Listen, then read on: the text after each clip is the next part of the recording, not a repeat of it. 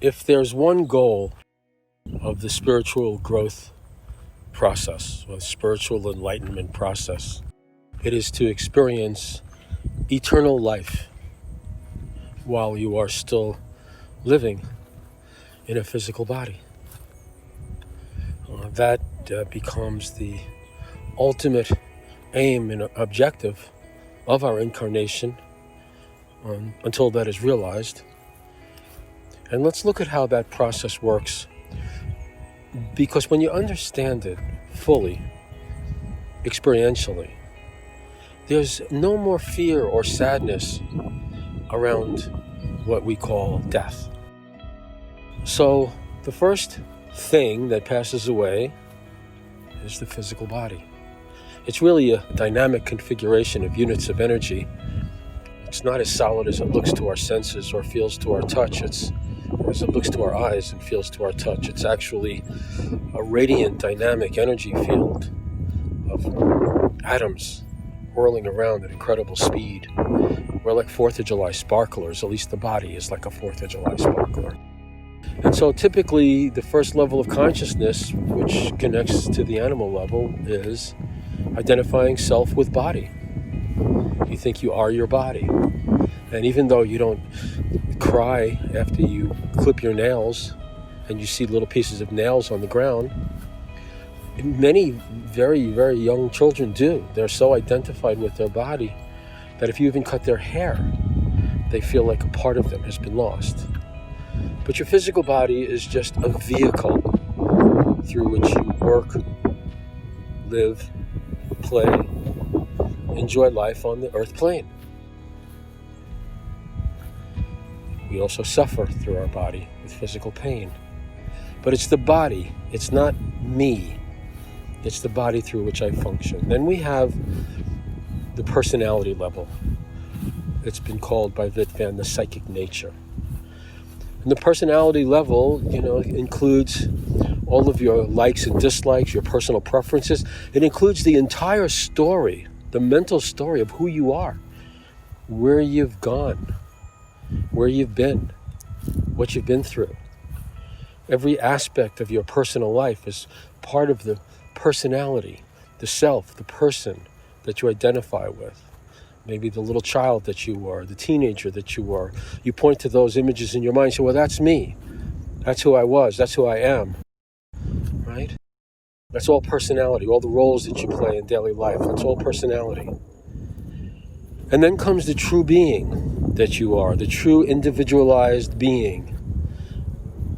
In Gnostic terms, it's called the Christos, the Christ self, the true being that you are, that has a cosmic function. And ultimately, that is our quest, is to wake up to that true being. So what happens when we so-called pass away is the first thing that goes is the physical body. And we realize, wow, my body is down there, but I'm up here. I'm still here. And then it starts to experience who I am. The I am, the personality. And gradually, just as the body passes away, right, that personality, that psychic nature, that all gradually fades. Now, a being can hold on to it with tremendous attachment and terror, afraid to let it go, right, and keep itself down on the lower planes of the personality, of the psychic nature. That's where you see all those entities floating around. But you can also relinquish that level and stop thinking so much about yourself and your worldly concerns and who you thought you were and your concerns about all these people in your life. All of that fades away. And then you awaken to the light. You realize your true nature, your true being. You still are, even after all that personality stuff fades away.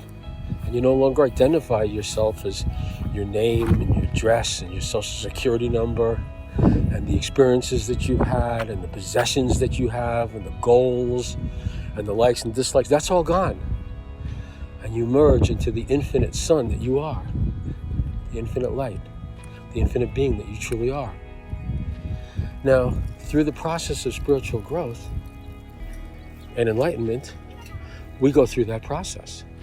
The body doesn't have to die, but we start to relinquish our attachment to what the body wants and what the body fears. Right? We learn to live in a more relaxed way. We control the body. We help the body become a conduit through which higher ordering forces can flow. We keep it in good shape. We keep it healthy. Right? But we no longer identify ourselves as our body. We don't think of ourselves with an image of our body in our mind and say, that's me. If we think of a body image, we say that's our body. And we gradually lose identification with the body while we're just being conscious and aware in the now. And then we'll start living in the personality, and we can stop identifying with the personality, with the likes and dislikes. We just trust that whatever the universe brings us, it's going to be exactly what we need. So we realize that all fear and all desire is without validity. And so what do we do then? We do the method to release ourselves from attachment, emotional attachment, desires, fears, desires, unhappiness of any kind, all those moods, that all comes from the personality, right? And we relinquish our attachment to the outer world, the physical world, our emotional attachment. And as we relinquish our emotional attachments, and then we stop thinking of ourselves as our personality, you stop analyzing yourself. You stop glorifying your personality. You don't make such a big deal out of it. You don't even think of yourself. You can recognize when you're thinking thoughts about, oh, I want this or I hope that, and you recognize that's just personality stuff. I'm going to let that go. I'm going to let go of my personality level, right? And I'm just going to open up to my true being. And what happens through that practice of opening up to your true being, transcending the personality level, right? So that the personality level becomes an instrument of the true being that you are. And the true being is guided by the infinite intelligence of the universe. It's got a specific cosmic purpose that it is to fulfill. And it is our true desire, symbolized in the Tarot by the white rose, true desire, purified desire, spiritual desire, to unite with that being, to identify with that cosmic being that we truly are. So it's no longer about us, we're just working with the universe and experiencing eternal life. Because while the personality dissolves and the body dissolves, the physical body dissolves, the true self merely expands. The true self is eternal. You are an eternal being.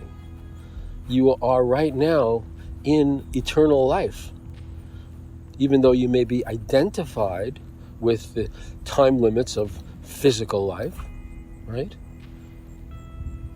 But right now, you are living an eternal life.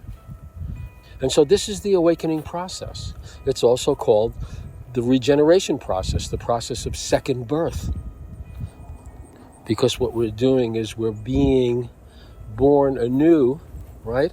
As the true self is now coming into incarnation fully, as opposed to the personality that we identified with. So practice, number one, not identifying yourself with your body.